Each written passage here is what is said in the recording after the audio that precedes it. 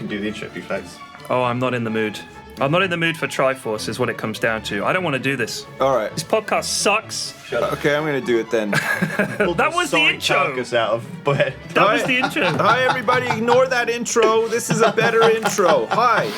What's up? My name is Sips. I got a wife and a dog and a family. One day, my boss said, "Hey, Sips, are you busy?" I said no. Then put your hand on the left thing. I can't remember the lyrics to that song at all. It's an old Boy Scout song. It's a catchy one. Boy Cubs. I was You in really Boy, owned it, though. I was in Boy Cubs, guys. I was in Cub Scouts. Yeah, I was in Cubs too.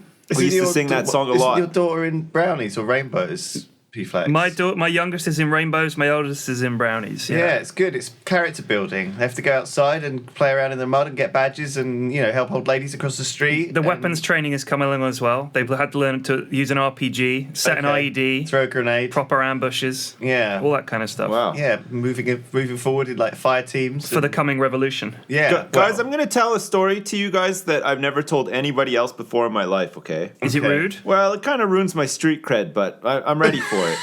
Okay. Wait, are you sure you want to tell this? I think coming out, I think manning up and coming out and telling people about things that are slightly embarrassing seems to be like a common theme nowadays. Okay, go for it. I'm going to jump on this bandwagon. Oh, as I well. know what this is about. But this is about Dr. Disrespect's big reveal last night, isn't it? Oh, what? Oh, you know what? guys... Actually, it wasn't. Okay. I actually really like Dr. Disrespect, I and like I don't him think too. I would ever make fun of him. And I think I know. the whole situation is pretty shitty, actually. It is, but I felt that maybe this was going to usher in an era where people were upfront and honest because he's such a big influence on people. No, I wasn't. I didn't have him in mind when I was saying that. Actually, I was thinking of Kevin Spacey. I was thinking about Kevin Spacey the whole time. Right. So last night, Dr. Disrespect posted a video. When I say he came out, he didn't come out as a homosexual. What he came out as was he said he cheated on his wife. Right. And he's taken a break from streaming and all that stuff. At the peak of his popularity, he's stepping down for an indeterminate period to sort his life out. Yeah, okay. There was a video huge of him right now. He's like the guy. Yeah. So he was out of costume. He was crying. He posted a brief video, and then he was like, "See you later, guys. I'm done." Yeah. Do you reckon it happened at like TwitchCon or something, or just like? I would suspect so. Do you reckon I think he's probably a classic American guy, right? Where they just can't control themselves. They have no, they have no like self-control or with money, with women. I don't know with if that's anything. necessarily an American thing. I think that's just a guy thing. Like, some guys are just... You're right, actually. They can't help it sometimes, They don't have like this thing in their brain that just sort of says no, and that's and they want to have fun, and I guess it just I reckon at TwitchCon all the women were all over him, right? The champagne was flowing, he was up in the high roller suite, there were these hot babes just swarming him, saying, "Oh, I watch your streams, Dr. Disrespect, I think you're great, you're really funny, I'm a part of the Hot Daddy Club or whatever." Slick Daddy crew, whatever. And they just basically were his slick mummies, and they went back to the room, he had like a sort of dirty threesome. I reckon Dr. Disrespect did that, and I've got a lot of disrespect for that. And disrespect or respect? Disrespect. Okay. Because he should have had more control, self-control over himself. He made an agreement to his wife, and he should have stuck to that. And he should feel bad about it. Man, I don't even know if it's about self-control. Honestly, for me, I'm just petrified of my wife. Like, she can get really angry, and I want to make sure that she's never angry. Like, I don't want to be on the receiving end of that. The main thing for me is I mean, we've all been at big conventions and stuff like that, and we've all had even a crusty old fart like literally. me has had offers, but it does happen. Yeah. So I'm looking at how fucking many offers and how many gorgeous titty streamers is the Doc getting offers from? Oh, all of them. Just imagine that, He's because the they're number one guy. He's number one. Like if I could be 99.9% of women are like going after. He's also a really good-looking guy, right? He's got it all. Oh yeah. So the offers from the ladies coming in must have just been. He's funny too. They say you can laugh a woman into bed, right? You can be really ugly and still, like, if you're funny as hell and charismatic and stuff, you can still get the ladies that way. So that's what I thought your story was going to be about, but obviously not. We can come back to that, but I want to hear your story. No, I was more sort of I was poking at the whole Hollywood thing, and who have you been messing with? I haven't been messing with anyone. This happened when I was a child, and it comes back to Cub Scouts as well, okay?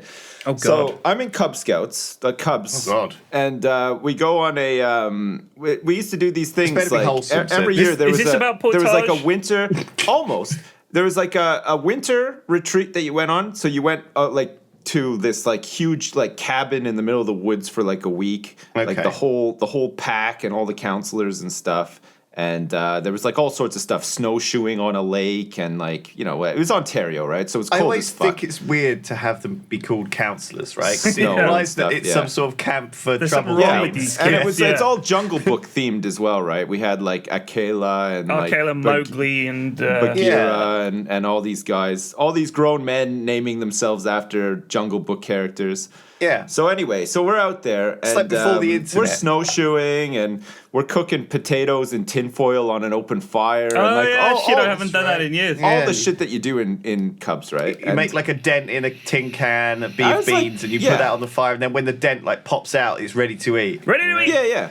So I'm 8, 9 years old maybe, and we were playing flashlight tag at night. Okay, this is another thing that we did in the woods. So it's dark as hell. You know, everybody's got flashlight, and you run around in the woods and shoot each other with flashlights, and it was really fun. It was really exciting times. Everybody was having a good time and stuff. And then this one kid wasn't even like, I wasn't really friends with him or anything. Like, you know, I knew him like just because he was in Cubs like with me or whatever. But I didn't really hang out with him or anything. And he was like running to get to like back to the base or whatever, running really fast, you know, maybe horsing around a little bit, getting a bit too carried away or whatever. And he tripped and he fell down. Okay. And he was like crying and stuff. And everybody was like really worried about him and stuff. And I don't know what it was. Like I was like a fairly tough kid. You know, I wasn't like overly sensitive or whatever. But I just felt really bad for him, and I started crying too. I was like 8, right? So like it was a little bit embarrassing. So I was like sort of like off in the woods in the dark crying because I felt sorry for this guy. And then I think it was Baloo came up to me and he's like, "Oh, hey, what's wrong? Like, did you hurt yourself?" I was like, yeah, I tripped. I fell over. I got some dust in my eye or something. Like, I don't know. And he's like, "Oh shit. Well, okay, come on. Like, we'll take you back or whatever." And that I've never told anybody that story because I was a little bit embarrassed. I didn't want to admit that I felt sorry for somebody and started to cry. But at least it shows that I'm not some sort of like sociopath as well, right? I have Right. like some degree of empathy or whatever. Yeah, you at a young age you showed empathy for another human being. Yeah, and yeah. Why is that an embarrassing story? I don't know. That's It's- a good thing. yeah. I felt bad for someone who has something bad happen to them. Yeah. Don't judge me. It's, like, It's no, just come weird on, though, dude. right? Like not a lot of people want to like be seen crying, right? Like it shows like True. I guess a vulnerability or something. Unless and, you're like, on a talent show, I guess you I shouldn't yeah, be crying. Yeah. Yeah. And I guess like somehow at the age of 8 I was like aware of that. I don't even know how or why or whatever, but like I felt like really no, I don't want like anyone to think that I'm crying because like, you know, I was like overwhelmed by the situation or something. So I just made up a story about falling down. It's like, "Oh, you don't seem to have any scratches or anything." I was like, "Oh yeah, I you know, it was just a light fall, I guess." I don't know what's going on. I think that's a lovely story, Sips, and thank you Thanks. for sharing it with us. Oh, I think thanks. that it's difficult to. It's really liberating for me. I mean, I've bottled that one up for years. Like I've never told Well, I anyone. can't so. believe that's your big bottle up story. Like that's the story that Everyone's Sips is like, got one, I must right? never tell someone I cared about another human being. Everyone's Never. got a bottle up story. Like I've got millions, and they're way worse than that. well, maybe I'm just lucky then. I don't have do you mean? anything much worse than that. Actually, not telling like, well, I mean, I've had some awkward encounters with like females, like in the past. Females? nothing like illegal or anything. Were they but, were you know. awkward in the same way that Data would have an awkward date with people on the Enterprise? Yeah, I mean, I don't think I'm that rigid, but like, you know, like when you're young and you don't really know what the fuck is going on, like most of the time. Like I'm old and I still don't know what the fuck is going on most of the time. Yeah, that's why I got married because I just didn't know what the fuck Yeah, was me going too. on. I just For needed us, somebody to rescue me from my haze of not knowing what the fuck, basically. I was like, do you know what the fuck is going on? Yes, let's get married. Yeah, Well, save me. I think women are probably much closer and much more in touch with their emotions than men. I mean, men are encouraged to be these iron stones, these trees that don't waver in the hurricane. You Ooh, know, I like that. It's supposed to be you're supposed to be this mountain, this rock for her to cry on. You know, whereas she's always a storm of emotions, and you're I think women will cry at anything sometimes, and they won't know why. Well, but I think they're men more hormonal, can do though, that right? sometimes, Sips. You know. Yeah. Here's the thing: when you're smashing the skull of your enemy in with a crudely made bone club, Right. you can't be getting empathetic. No. Ugg smash. Well, I think at that point, you know, you've and got then maybe even Ugg eat. You got so much adrenaline coursing through you, like the capacity for empathy is diminished. yeah, until after the fact, maybe. I think that men and women are more similar than people realise. Yeah. Though, too. Like, I think Ugina could also smash. Ugina and- may be able to smash, but and she could mainly also Ugg eat. smash, I would say. Yeah, Ugg smash. Ugg like smashing. Yeah. Maybe Ugina don't feel like she like it, but sometimes Maybe Ugg not in mood for smashing tonight. No, maybe you. Maybe Yeah. Uggina have headache and poor Ugg Yeah. have to smash alone. We're not talking about killing people, right? Just so clarified. Yeah. holy shit. So no, I mean, it's great. Like I was just thinking of what you were saying. Now we watched Star Wars, the new one yesterday. We're not Oh, going yeah, spoilers. No spoilers, no spoilers. I didn't get invited to that, so I just jingle jam weren't streamed here, homie. instead. So You were Nah, I know. invited, but you know, I know. I know. you've already taken your quota of being away from Babby family this month. I think That's it. Yeah, it's didn't hard to expect be you away a lot. It's hard to justify being away a lot. So I watched the Force Awakens, the original, Right. on the weekend. So I was prepared for the new one. Sure. And you know, it was the original. I didn't really remember it because it was a couple of years ago that I'd watched it. So I got some new bits. And man, I think Star Wars is this comfortable, Christmassy. It's familiar. It used to be when we were kids that Star Wars was a nerdy thing, right? Right. You were a nerd if you liked Star Wars.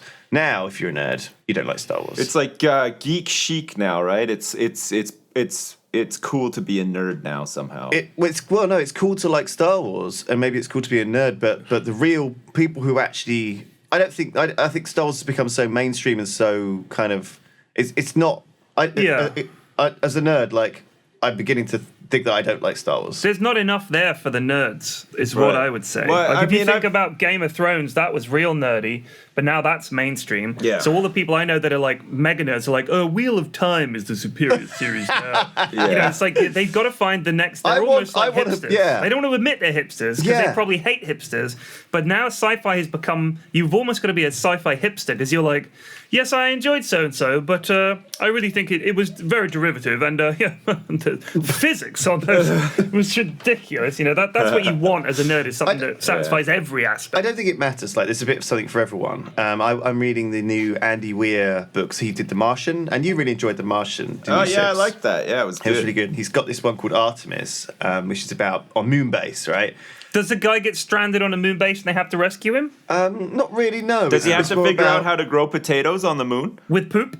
Well, not really, no, but there's similar sort of stuff, similar sort of engineering-y, physics-y bits and bobs to do Right. with it. Like, you know, they have to, weld holes in the moon base and That's kinda cool. I air like pressure that. and all that stuff. It's cool. It's a bit more sneaky because the moon base is kind of established and it's got like 20,000 people living there. Yeah, I would like a game like Subnautica, but you're on the moon and you have to just build a base and stuff. And There haven't really been many good living on another planet, like in our solar system, similar kind of tech to No. us games. Yeah. Like I remember there was Kerbal Space Program is one I dip in and out of now and again, and that's just fun. Yeah, it's awesome, Because I love yeah. the faces of the lads, Yeah. of the Kerbal guys when they Shitting get their panicked and they start going, pants. oh, oh, they look I like kind of like think- Beaker. Kerbal is almost like a trick to like teach you actual physics. Yeah, it almost is. like it's like one of these things that lures you in with the cute faces, but then you end up learning actual physics. holy shit, it's so satisfying when you get like a craft into orbit and stuff, and you figure it Oh, out. I'm so and everything. bad at It's it. fucking awesome. It's so good. I had Twitch chat coaching me while I did it, and it was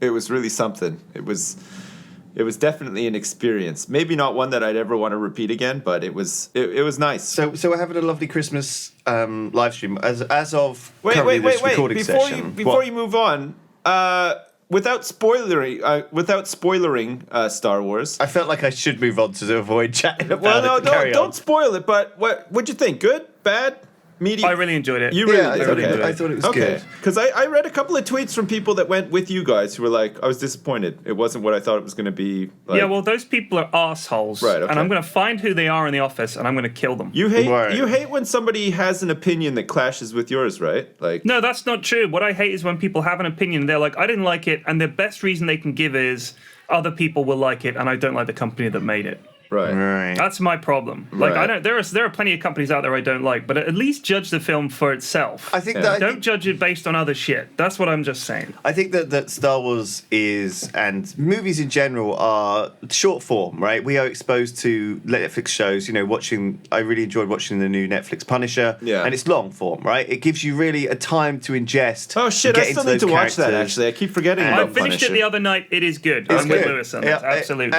And I think that Star Wars hasn't got enough time. Like, sometimes if you're going to introduce new characters, you don't have a huge amount of time to get settled in before the action starts. And so I think movies these days have to be more like a roller coaster, and and also have nice little bits of comic relief. Some people say Star Wars doesn't take itself seriously enough, and some people say it takes itself too seriously. And it's tough when you look at like Thor Ragnarok, which was a really, really amazing film this year. It's a full comedy, and it's really good as a result. Whereas Star Wars has always treaded that line, like Indiana Jones, between serious and a bit goofy, fun. And a bit goofy, It's gotta it's got to have a broader appeal, though, right? Like, exactly, Star it's Wars. got the right balance. You gotta remember that Star Wars merchandise is being sold to 6-year-old kids who are gonna want to watch the movie at some point. So it can't be. Oh, that's where your Porg comes in. It can't be the ultra. Porg, you will have seen it in the trailer. They're adorable, and Lewis was saying when he went to Japan, he saw a bajillion of them, right? Well, yeah, because they'd obviously made all the merchandise in advance, and I didn't know what they were, because I'm like a pretty big Star Wars fan, and I was going around this section, there was just an entire wall of Porgs, and I was like, what the fuck are these? How do I not know what these are?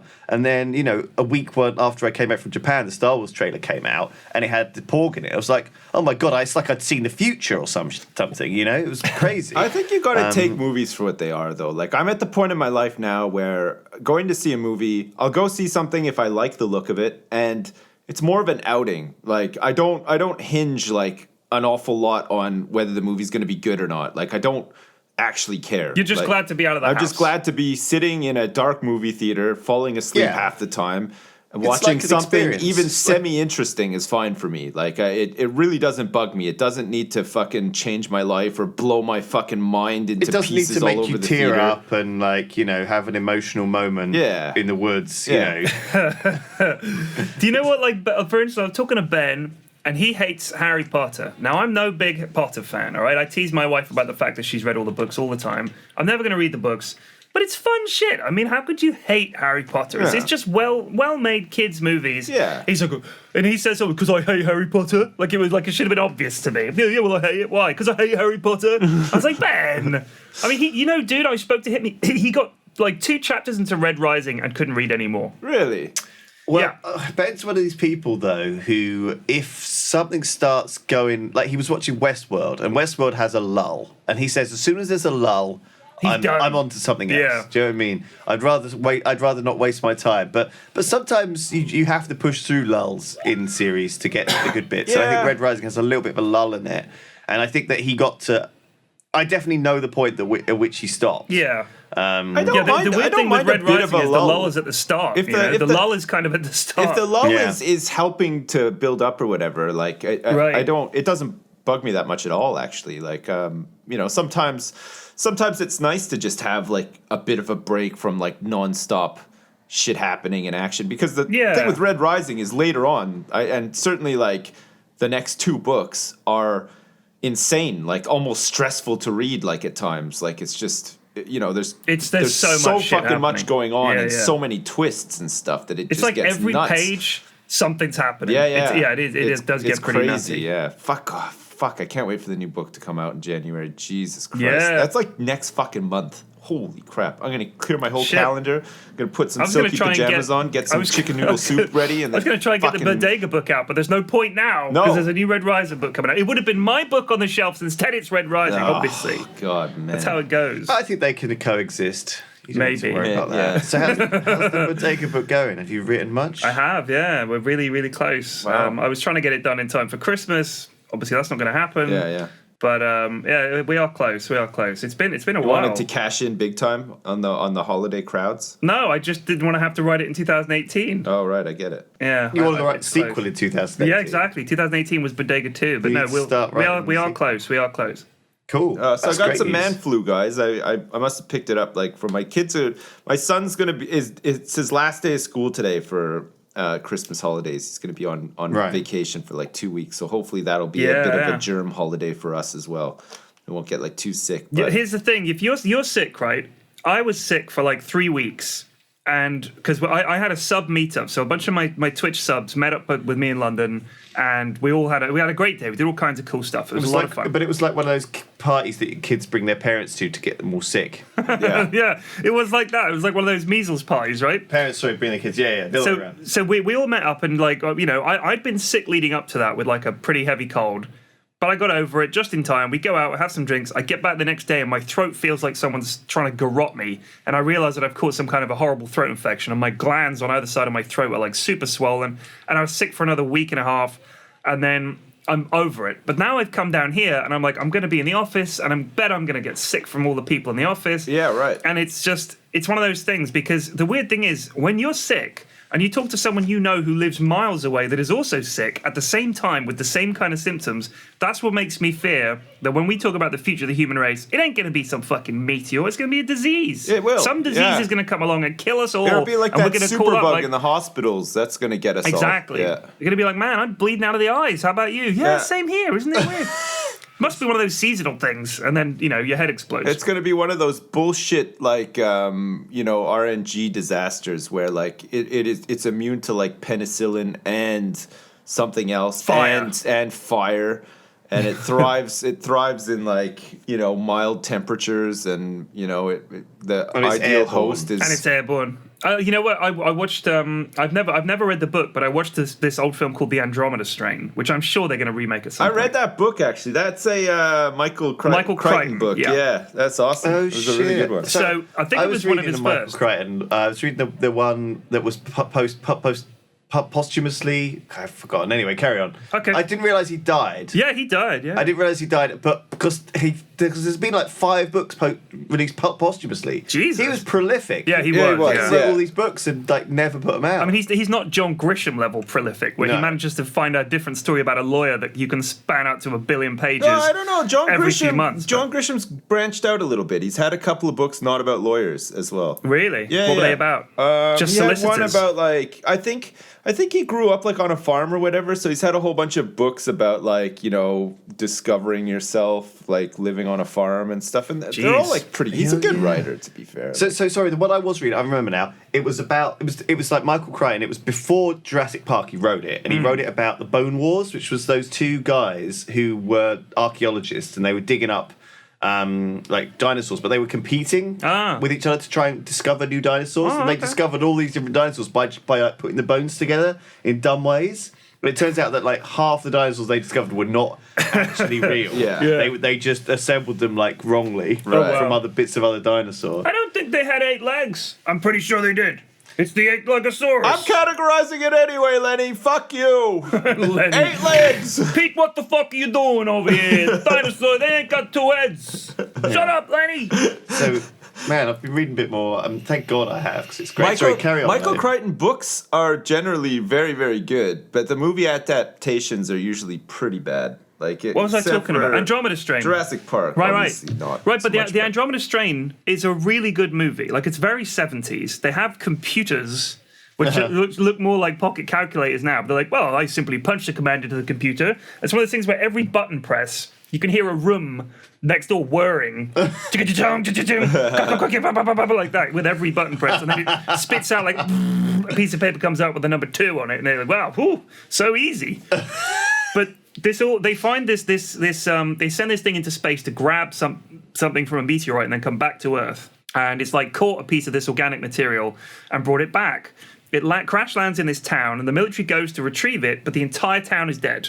Right. Apart from 2 people, a screaming baby and an old man.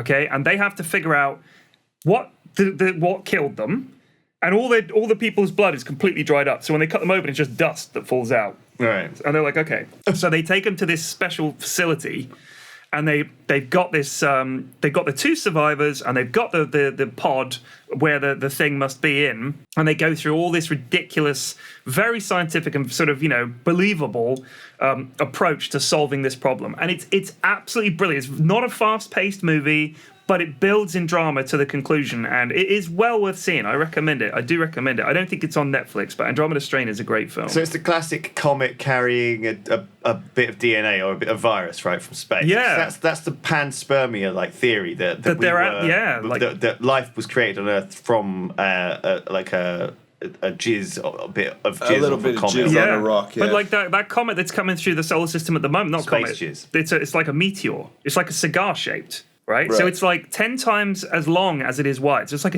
a big flying dick in space. It's phallic as hell, yeah. Even more panspermia theory right there. Nice. Yeah. A literal giant dick is flying around in space shitting, jizzing all over everything that crosses its path. Jizz on planets. Yeah. But they were like, we should probably look at this thing, because that's not a normal shape for a meteor to be, or an asteroid to be, for it to be that shape specifically. And of course the artist's impression makes it look like a spaceship, and I was like, wow, we got to go check this thing out. So is this for real? There's actual... Yeah. For real, okay. There's a real cigar-shaped This is actually, thing. there is an actual cigar-shaped... comet or something. It's a big asteroid. It's a huge rock. Right. And they're saying that if you look at the arc of it and the speed that it's traveling and where it's come from, it's not it was launched from a regular planet. visitor. It's a different solar system. So it's come here from another solar system, traveling through space. Is it going to do millions of years. Near Earth flyby or whatever? It's not coming near Earth. Right. It's out near the sun. But I mean, you can see how over billions of years these things might happen. Yeah, absolutely. Yeah, absolutely. And I mean, what if it grazes the atmosphere? Bits of it get shredded by the gravity and the heat and everything, and fall to Earth, and bingo, you suddenly got some new ingredients in the pot. Yeah. Dried up blood and stuff. Jizz. Fuck. Just a tiny dude. Just alien. Tiny little dude. Alien spunk. E.T. Yeah. Fuck me. E.T. is one of those movies. I don't know about you guys. Do you guys have a movie like that where it just makes you... It reminds you of being sick and it makes you feel a bit sick? Do you have any movies like that? Were you sick when you watched E.T.? I must have been. But every time I watch E.T., I feel actually sick as hell. I don't like... That might just be E.T. Like, it's kind of sickly. I love that movie. I don't know what it is about that movie. It just makes me feel so sick. Like, I can't watch it without feeling like just terrible. Like, it just... I think that's the movie. I must have had the flu or something when I saw it. Like first or something, but it just always reminds me of being sick and just makes me feel sick as well. Like, damn. Yeah. Fuck. I got sick when we were playing TTT the other day. What, like throw up? You got motion sickness. I got motion sickness from motion sickness. Oh shit. Yeah. It's something about that engine, and you were saying that you saw stuff on Reddit with people saying. Was it you that was saying? People always talk about motion sickness in these games. It's either first-person shooters, FOV or the frame rate or the motion blur or the head bob or something that makes people motion sick. It's weird. It's different weird for different people. But it would obviously be such a subtle change, but that's all it takes for me to get sick. Yeah. So, yeah. Because I used to get travel sick when I was a kid, like pretty bad. So maybe I'm just susceptible I still to do. it. I get motion sickness pretty bad. Like if I'm not driving a car, I get pretty motion sick. And then I can't go on big roller coasters or anything like that either. They absolutely wreck me. Oh, yeah, they wreck me. But I mean, I think as long as I'm not on them for more than like a couple of minutes, I'm usually okay. Yeah. I went on the Pinball Wizard one time. I went on the Pinball Wizard at Alton Towers. Right. And as soon as I got off, I barfed into a garbage can. It was terrible. I think I've done the same. Like, honestly, sometimes... Like halfway through a ride, you're like, "Oh God, I've had enough of this," and then by the time you get off it, you're like, you try your best, right? You close your eyes, you try to hold it in and stuff, and then you just get to that point where your body's just like, "Nope, it's coming out, like it's got to," and then right into a garbage can. God, I hate being sick. I mean, but they have a reputation for being like barfomatics, though. They're flipping some of these roller coasters. Yeah. I made the mistake of eating a hot dog before I went on it too. Oh, jeez. It was like a pretty long car ride up there, and we were hungry, so we stopped off and got some hot dogs, and then fucking got there, went on the Pinball Wizard, and then the rest of the day it was just like a mess. I got sick like in the car on the way home and stuff, like because all it takes is to get sick like motion sick once in a day, and then everything you do that day, like that involves any sort of movement or moving you around, just makes you feel even more sick. It's the worst. You know Georgia or G Star. Yeah. Right. So she's here. She's a streamer, and she lives in Manchester. She's one of the many people that's come down for Christmas, and she was saying that Manchester has a big problem with this drug called Spice. Right. You heard of it? It's like a legal high spice. It's from what? Arrakis. I know. The spice must flow. That was my first thought was spice. Yeah. June, desert planet. You know, I was thinking of June immediately. Yeah. But it's actually a synthetic. Is spice the legal high stuff? Well, it's not. I don't think it is anymore. Right. I think they criminalized it because it's super, super bad. Anything that's a legal high is a legal high for about a month. No, but I mean, I watched a documentary on legal highs, and they have shops and stuff, and like there's like some wizard who lives in the Netherlands. They have to change up what they're selling every they have to month change it because the problem is all you have to do is change it slightly and say no, this isn't so and so. This is blah blah. Oh See, it's completely different chemical formula. So I'm pretty sure spice is illegal, but it's in Manchester and Doncaster because Monkfish was saying that he has it in Doncaster as well. These guys, it's not just like they get drunk and pass out. This stuff like makes them absolutely insane, and they're just hopeless. Like their lives are ruined by this stuff. Apparently, it's really big in prison as well. They like because it gets you so fucked up, right? And it's cheap as well. Like all these drugs are. Like it's a rush to the lowest price point that gets you the most fucked up. And Georgia was saying that she saw this guy take a load of spice, was sick, and immediately just face planted straight into it, like a load of spaghetti he'd been eating or something. That's fucking gross. He just lay there. He was just there. That's it. And the ambulance turned up, and they sort of waited for him to come around, cleaned him up, and that's just his day. That's his day. He's just going to be fucked the whole day. Yeah, apparently turns you into a zombie. Like literally, is what people are saying. It's like it just kind of makes you like just zonk out and just zombified. It's really, really scary. Wow, that's cool. It's not really though. No, I wouldn't try it, but like the fact that I've got loads of pictures of people just looking like zombies. That, oh god! Oh my god! I've got some pictures of it up on Google. What do you call people who take spice? Apart from idiots, spice heads, spicers. You call them what are they? Shai Hulud, the great worm. Right. Yeah.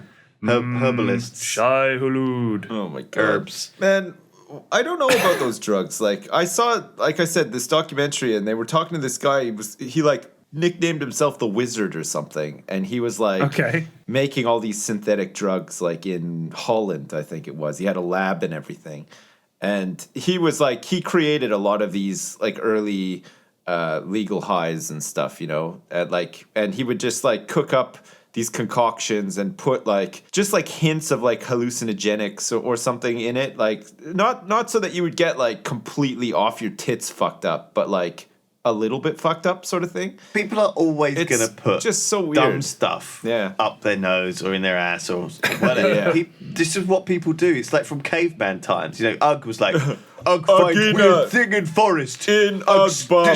Stick it up bum. Would Ugina like to try? No, Ugina is not stupid. Why Ugg stick stupid things up bum? Ugina want coke, daddy. Ugg no coke. Ugg broke, bitch. It's is Ugina's pimp now? I'm not sure. I don't know. But I'm not sure where it's a that's complicated going. relationship. When drugs get involved, everyone becomes a pimp, right? Like and everyone's a victim in a way. But since the dawn of time, you know, people have been experimenting with this dumb stuff. Or else, how would we know? Found out that you can eat some of these things, or that some things were nice. Smoking tobacco. Do you think that's why people dare each other to do stupid things? Ugg dare Krug to eat red mushroom. Krug not want to eat red mushroom. Oh, Krug scared like Ugina. Okay, Krug eat. Oh, Krug died. Ugina, don't eat red mushroom.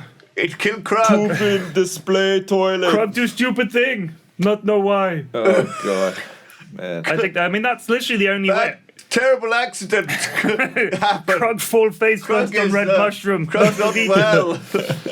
But the thing is, you couldn't even rely on animals to teach you which ones were good to eat, because animals can eat all kinds of shit that's poisonous for us or will kill us. Vice versa, yeah, like dogs can't eat chocolate. Exactly. You know? Fucking if we'd been like, you know, what is this strange brown thing? Give to dog. Oh no, dog has died. Must not be good for human. What's the caveman dog name? We've got Ugg, Ugina, and Krug, sadly, who's dead. Krug. So you'd need a dog. sad. Krug, grow up. Krug dead. Krug face planted to spaghetti barf. What would a caveman's dog be called? I think it would just be called Dog. Like, that's Dog. pretty caveman dog. already. Hug dog. Yeah. Hug dog, eat chocolate. Don't know why I have chocolate. What about you? Just Hug you. dog shitting everywhere now. Hug dare Krog to eat dog poo. Krug eat dog poo. Krug fine. I like this like caveman Jackass episode that's just Yeah, that's how we got here. Jackass. That's ancient history. Krug. Go downhill, shopping cart. Fuck.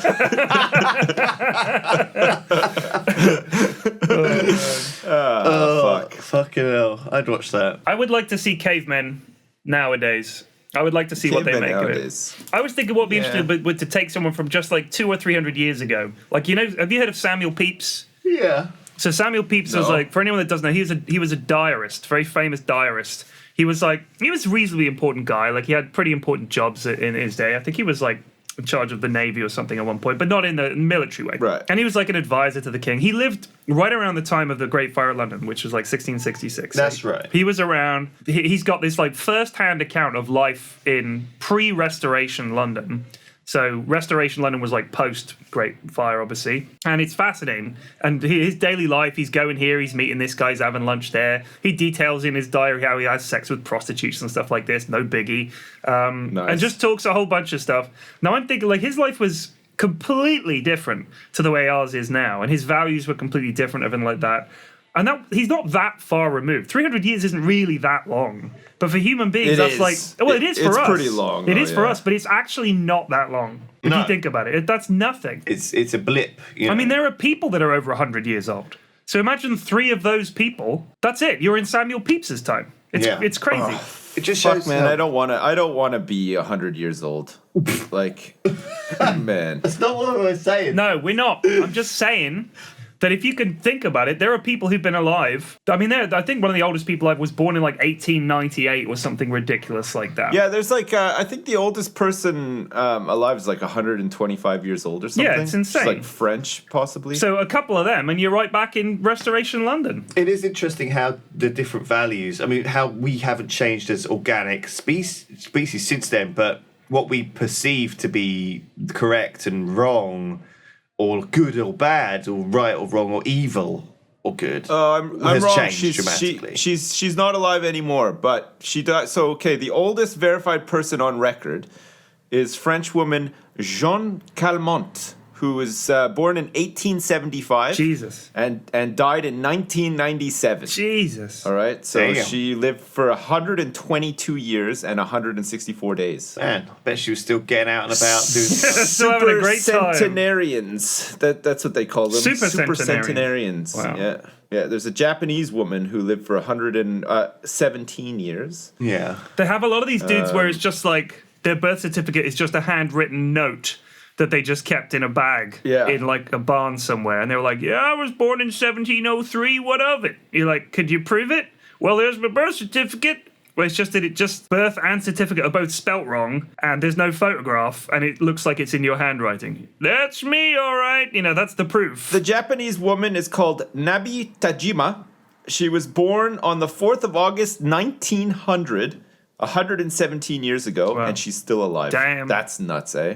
And there's also another one. What's it? Well, okay, there's 2 Japanese people. There's also Chiyo Miyako, who was born on the 2nd of May, 1901. Has lived for 116 years. Yeah. And is still I think alive. they put it down to the seafood diet, and they drink a lot of tea.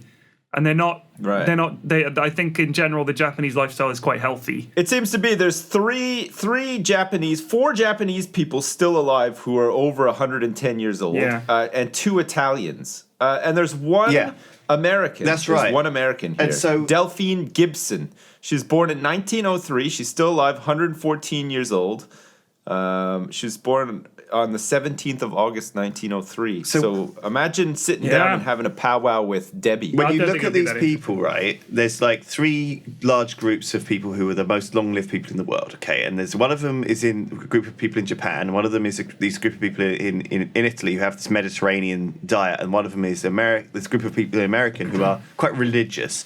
And I think that the commonalities between them is they don't eat meat. That doesn't mean they're like necessarily vegetarian. I think they still have like, I think they have some of them have some seafood. I think the Italians have quite a bit of cheese, but I think they're also vegetarianism is definitely a common thing. Like not to the extent like some people I meet out in the world are like if they don't have meat for lunch, breakfast and dinner, they're angry, right? It's like my parents come round and I'm like, shall we just have a cheese sandwich? And my dad's like, oh, I need to have some meat. What are you talking about? Yeah. You can get ham. Like, what's wrong with you? You're not giving yourself enough nourishment. But actually, you don't want to eat it every day. We're not meant to eat it every day. So they obviously have things that are unique. The Japanese people drink tea, but the Americans and the Italians certainly don't. And some of the other people. So I think the Italians have, but one of the other things was they all are still exercising. They're still active. They're still walking miles every day. Usually, that's a real signifier of longevity. And then they the all other do one, a lot of spice. A hell of a lot of spice. They take a lot of. They just are injecting it directly into their ass, and they're eating all the red mushrooms into their eyeballs and stuff. What was the third? The other third thing was community, right? It's to have like that they have this good support structure of family and friends around them. They have this tight knit community. And so it's the people in the church in America. It's the people in the Mediterranean islands in Italy, and it's the Japanese sort of. When we were in Japan, I remember we'd walk through this little sort of town or something, and there would be all these old people out there in a big circle in the sunshine, doing like dancing around and stuff. Nice. And it was really surprising, I guess, to see. Because that's not what I'm used to seeing. I guess certainly in the UK, people are a little bit more insular. Families and groups are a little bit smaller.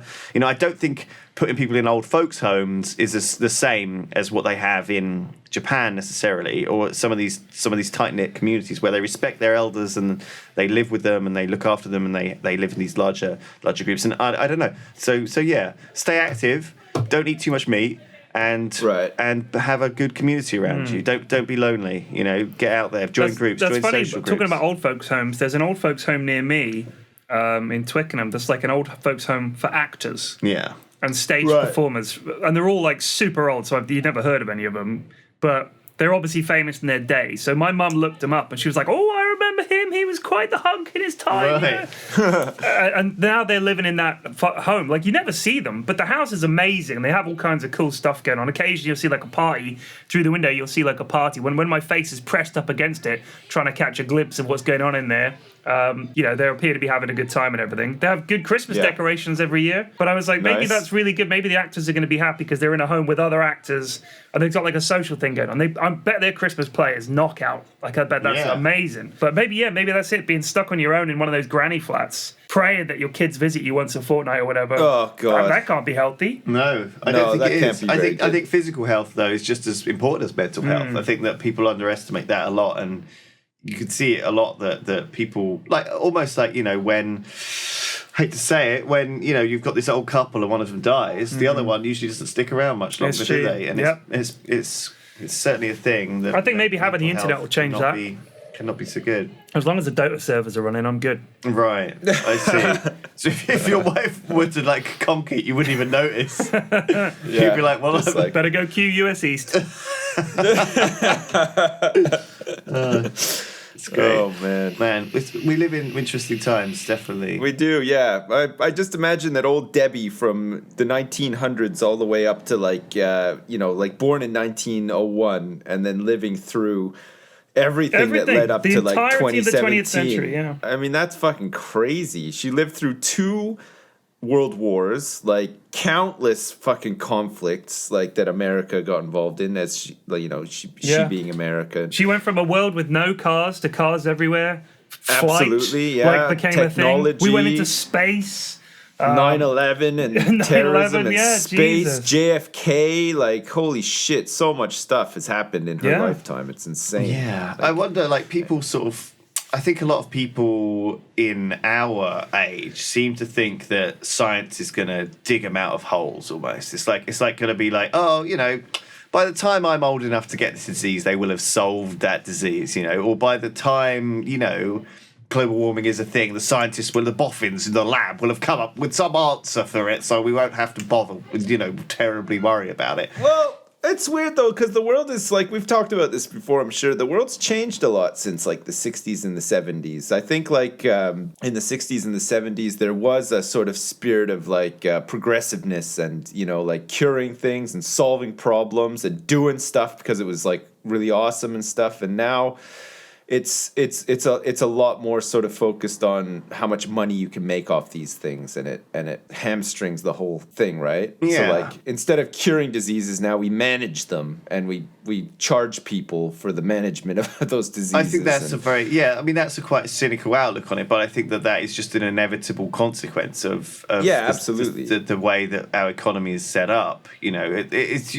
I completely agree with what you said there, that if you were in charge of a big $1 billion drug company and someone in your company came to you and said, "Oh, hey, Billy, that's my name, head of the company. Billy. Hey, Billy. Billy, listen. We've cured AIDS! We've come up with a cure for AIDS." And he's like, "Well, quickly hide that. We're not going to fucking, we're not going to make any money if we cure it. We need to treat it." You know, I don't want cures. I want treatments. I know people who've worked for those big companies like GlaxoSmithKline and stuff like that, and they're not actively working on cures for anything. That's not what they do. All they do is they think, how can we manage it? Like, that's literally, it's not that if they stumbled across the cure for that, they would bury it. I think it's literally that they're just avoiding working on stuff that looks like it might cure things. Well, also, diseases that, it's a profit-driven business, if it's like, if we've got a disease that's affecting this many people, then we can make this much money. If this disease is a bit rare, it's going to be not that profitable for us to make a cure for it.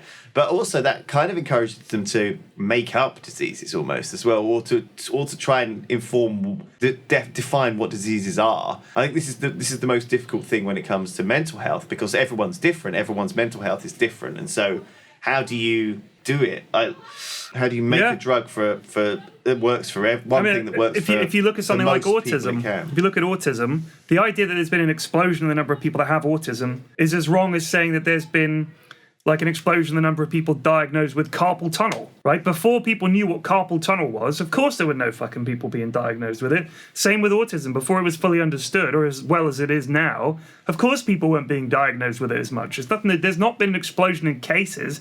There's been an explosion in diagnosis. That's the difference. Yeah. Autism is like one of those ones, a bit like OCD we talked about a couple of episodes ago, where people claim to have OCD when they don't have it. And it's the same with autism. People accuse other people of having autism when they clearly don't have it. Because they display like one behavior of like an autistic person.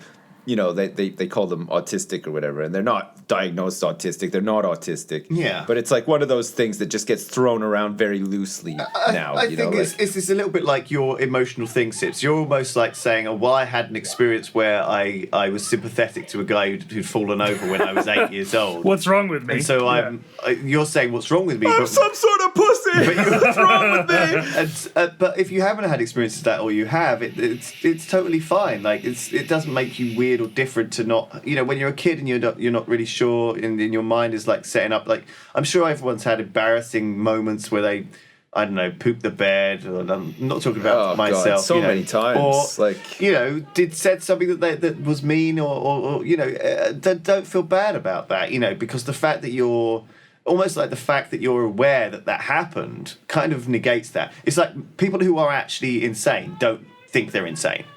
No, that's it. Yeah. It's kind of, because you're able to sort of have a little think around it. Don't overthink it either. Don't get stuck in the. It's a complicated. Don't be hyper aware of to, everything that you do, but like if you have some sort of like ability to like reflect upon yourself, sort of thing, and you're probably sort of okay. Yeah. But like, if you think that there's nothing wrong with you, and unless you're reflecting on how delicious human flesh is, like if you're thinking, man, that dude I killed and ate, that really was tasty. So I mean, okay, this brings me on to one thing, I suppose, about Star Wars, right? And I don't know whether this isn't a spoiler. Okay.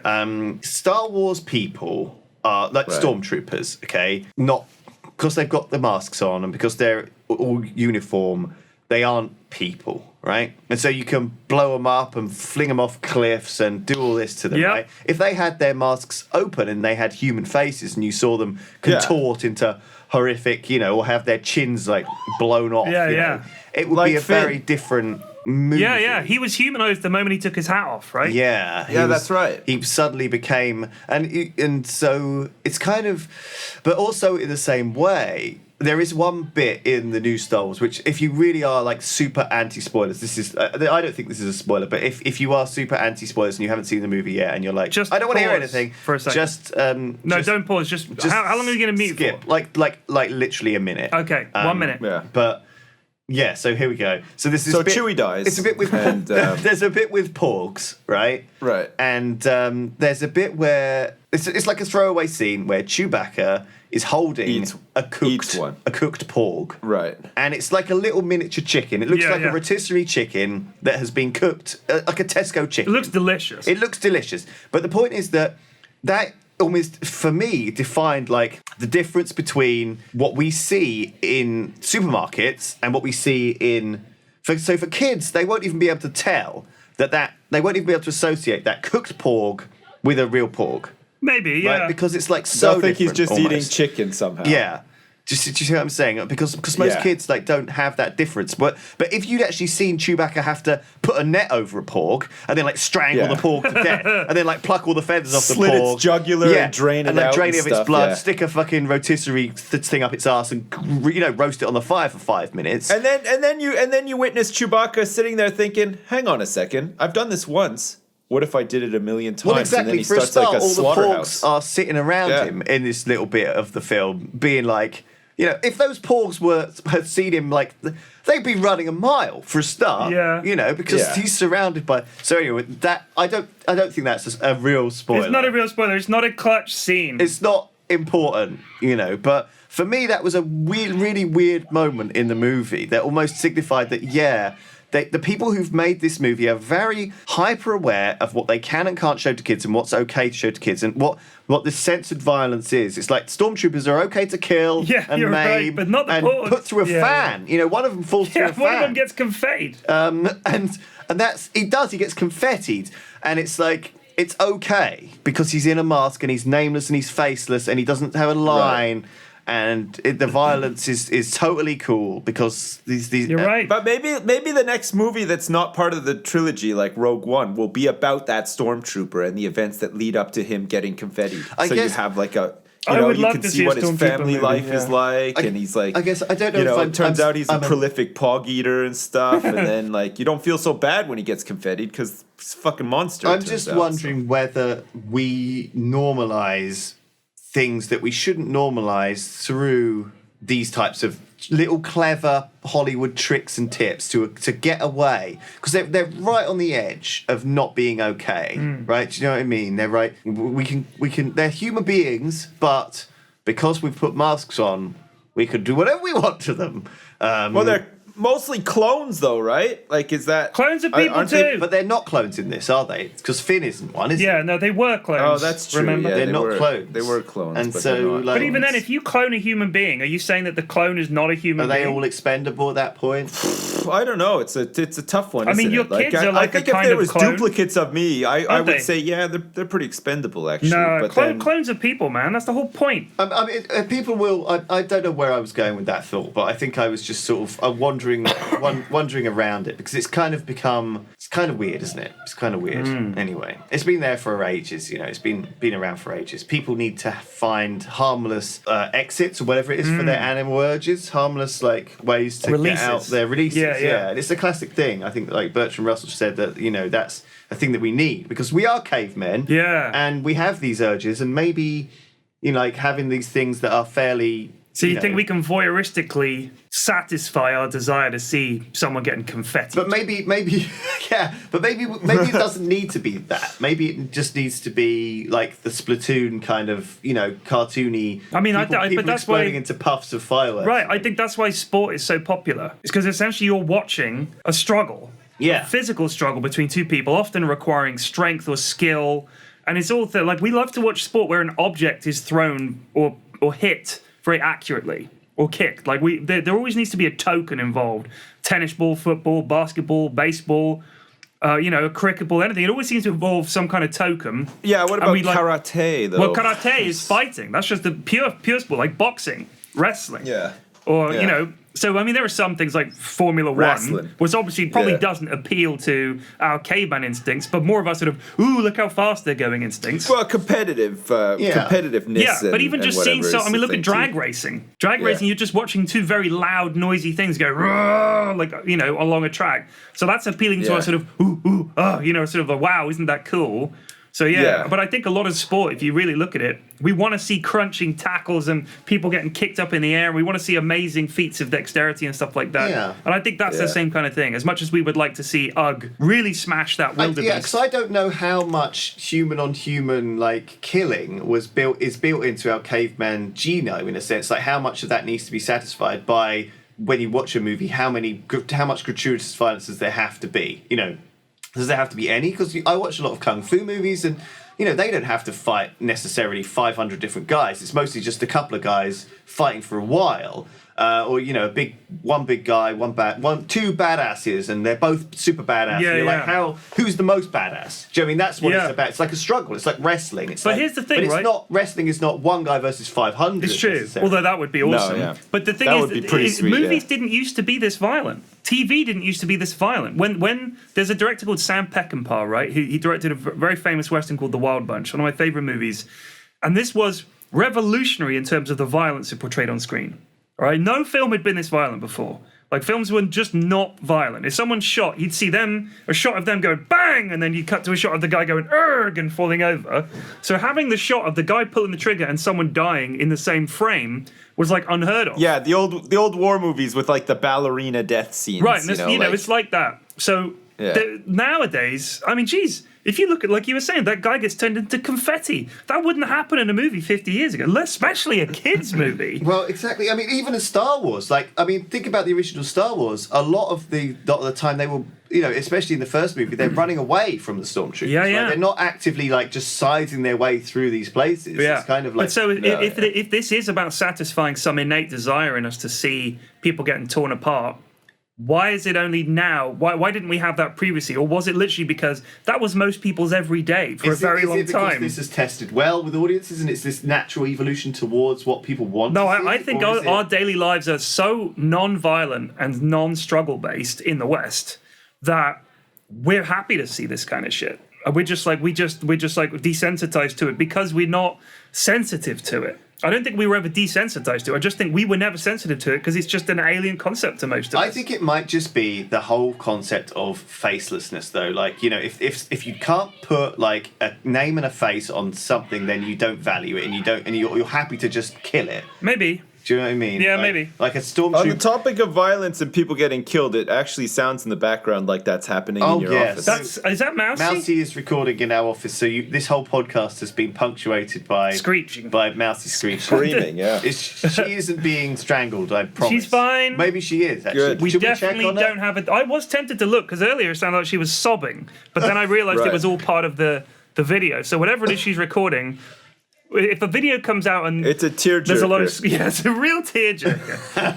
Well, then you know when it was recorded. But sorry, this podcast's gone up and down a lot of ways. It's not been very Christmassy. It's not been very. We were thinking about doing a live one. It'll actually be Christmas. Yeah, we were thinking of doing a live one where we, me and Lewis sit in the the streaming room, but yeah, we didn't. No, we didn't. Yeah, we might be able to do a live one next week if you're around, Sips. That might be nice for peeps. Okay, we could try it. Yeah, I'll be around. So, and I mean, we've got the setup for dad decks and stuff, so you be able to get me on the screen and stuff. Cool. I can do it. Yeah, okay, let's do it. I've met a lot of people this year who've been big fans of Triforce, and a lot of people have said great things about this podcast. Someone posted on the Reddit that we're one of the top downloaded comedy podcasts. Yeah, which I can't believe. But behind Russell Brand, I mean, top 100. Who's actually a real flipping celebrity and stuff, and actually is a professional, who knows what he's doing. Whereas. I don't think we should say things like that about other people. I think Russell Brand's a cool guy. I'm a big fan about of our competition. We need to rise above it. Maybe this time next year we're going to be the top one downloaded comedy podcast, and then Russell Brand is going to turn around and be like, "That guy called me a wanker." It's gonna discredit us. I stand by it. Oh, get away! I'm not going to be mates with Russell Brand ever. I'm never going to work with Russell Brand. Why would I ever come into contact with him? He's a nice guy. He's not. We might come into contact. We might have to do a podcast with him. You might want to, two the best comedy podcasts. All right, I've got one final word to say on it. What? What if one day you need blood and he donates blood to you? Would you change your mind? No. What I don't want his blood. Like her dying. Listen to her. She needs his blood, and he's going to give it. And she's bleeding out in there. I would confetti him, scoop up the blood, and pour it down her neck. That's not okay. Well, Jesus. All right. Well, there you go. He's got a lot of hair, though. There'd be just like it'd be like really like furball-y, hairy blood. All right. Let's end the podcast on that bombshell. Right. Thanks everyone for listening. There goes the Russell Brand tie-in series we were going to do. A whole bunch of brand sorry about that, guys. I know a lot of you were looking forward to it, but Flax cucked us, so we're fucked now. We can't do it. So anyway, Merry Christmas and have a great Christmas. We'll see you next time, everyone. See you next time. All right. Bye. Bye.